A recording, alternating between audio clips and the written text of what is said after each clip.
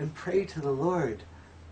Now, Jesus, in many narrations, Jesus, I mean, I imagine, we talk about some of the strange natures of the prophets, right? Solomon and his position, and Moses and how he talked to God. Well, Jesus is even more miraculous than all of them, right? Adam was able to talk to God, and that was an interesting situation. Right? Moses was able to talk to God, and that was an interesting situation. But Jesus, son of Mary, was decided to be a son to this world because Allah made it so, being it was. And so it's very understandable and possible that Jesus would refer in love, in his true relationship to the light, to God as his Father, as a sign of the most loving way he could ever refer to God, in his unique position as the messenger who had that royal status. But that personal relationship of Christ, even if he taught it to his companions and followers, was never understood and mistaken by his companions to mean that Jesus was the actual begotten Son of God. La ilaha illallah. There's only one God. I don't know how you can make that concept any more clear. Jesus is holy and pure in his nature and infallible, without a doubt. The best prophet that the world had ever seen of all of mankind, bringing the true light.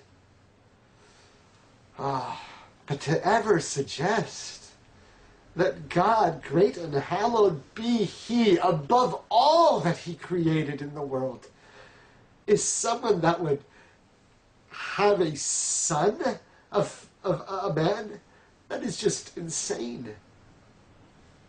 That is just so ridiculously disgusting that you suggest.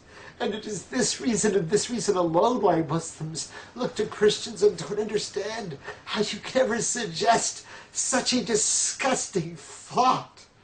And in Islam we know that it's clear because Allah told us very clearly.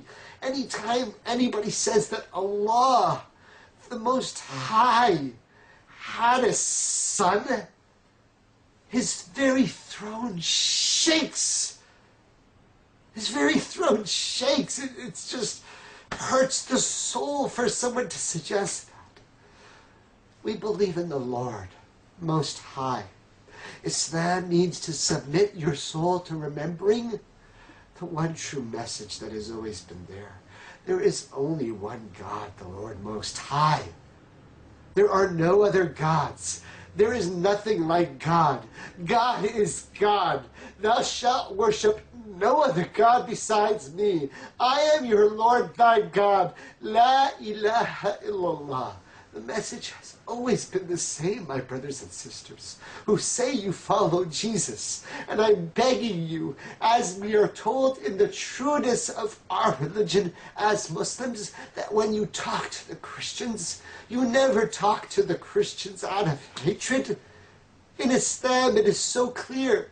When you talk to the Christians, you talk to them about the love of the light, and you explain to them how much you have in common with them, because those who call themselves Muslims, submitting to the true Lord, saying La ilaha illallah, your Lord has ordered you in your book called the Quran, that on this planet called Earth for you, remember to the end of days. The closest to you in faith to the light are those who call themselves Christians, because they understand the search for the love of the light.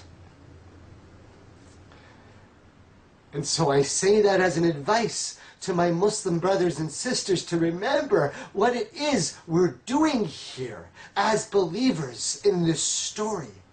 It is sharing the light, and as the Prophet said, we came to help people and protect them from the fire by giving them part of the light.